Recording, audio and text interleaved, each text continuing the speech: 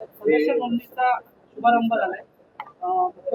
उपमुख्यमंत्री एकनाथ शिंदे यांच्या जन्मदिनी तुम्ही हा शुभारंभ करताय. आज सन्मान्य महाराष्ट्र राज्याचे माजी मुख्यमंत्री सन्मान्य एकनाथजी शिंदे साहेब यांचा वाढदिवस आणि त्या वाढदिवसाच्या निमित्ताने आज अनेक उपक्रम आम्ही सिंधुदुर्ग जिल्ह्यात राबवत आहोत. त्याचाच एक धागा म्हणून आज सभासद नोंदणी हा कार्यक्रम आम्ही आज इथे राबवलेला आहे. मोठ्या प्रमाणामध्ये सभासद नोंदणी व्हावी यासाठी काही प्रमुखांना बोलवून त्यांना इन्स्ट्रक्शन दिलेले आहेत, त्यांना सगळ्या गोष्टी सांगितलेल्या आहेत.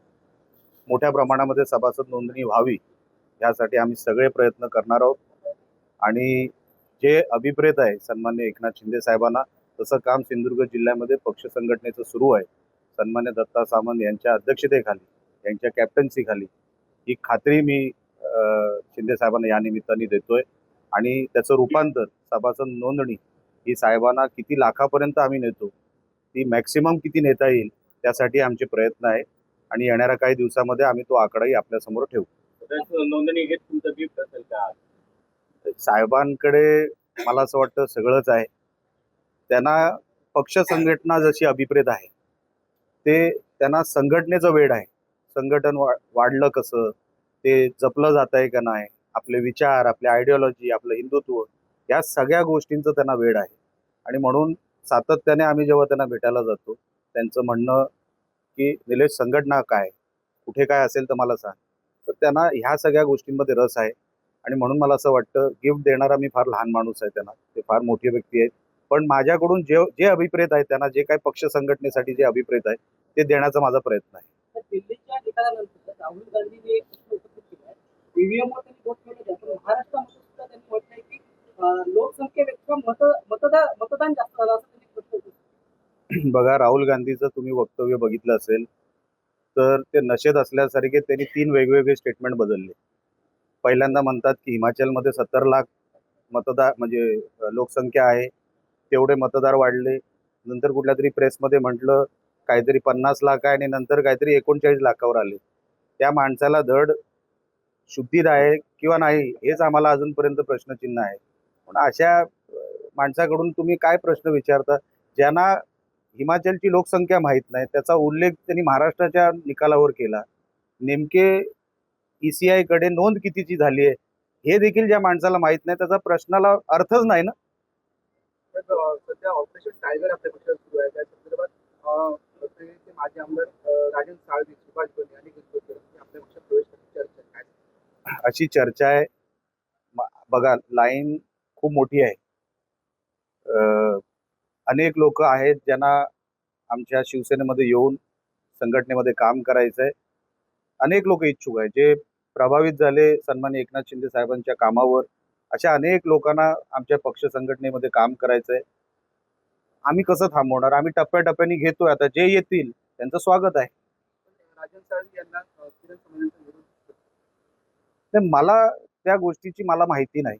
असं काय असेल मला माहित नाही, किंवा असं काय होतंय का नाही, असं काय ऑपरेशन होतंय का नाही रत्नागिरीमध्ये असं पण मला माहित नाही. मी तिकडचा डॉक्टर नाही, मी सिंधुदुर्गातला डॉक्टर आहे.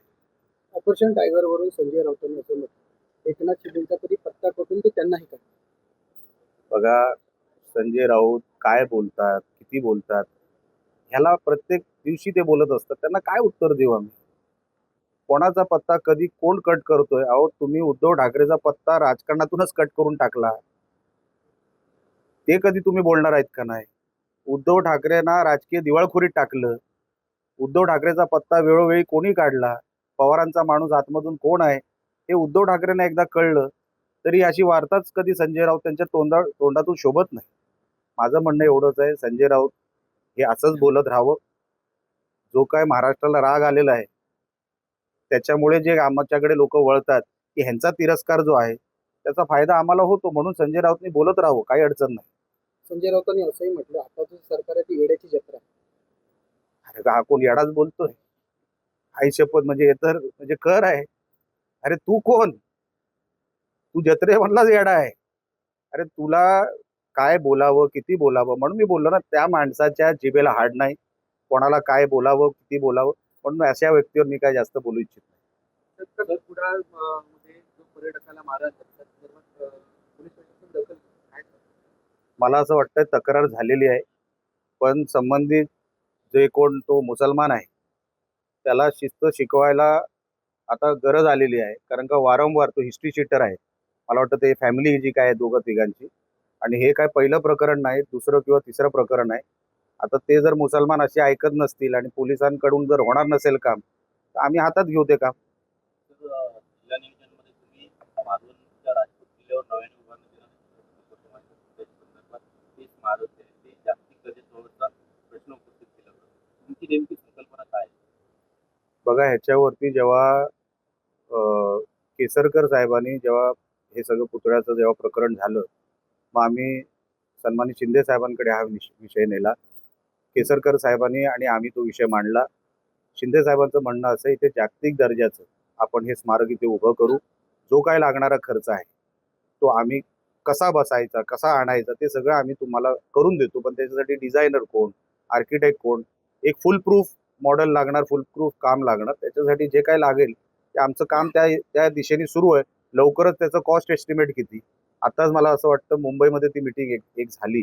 त्याच्यामध्ये केणी अधिकारी, मला वाटतं कार्यकारी अभियंता होते, त्यांचं प्रेझेंटेशन होतं. ते प्रेझेंटेशन जर यशस्वी असेल तर एक जागतिक दर्जाचं स्मारक आम्हाला उभं करायचंच आहे, त्याच्यात शंकाच नाही.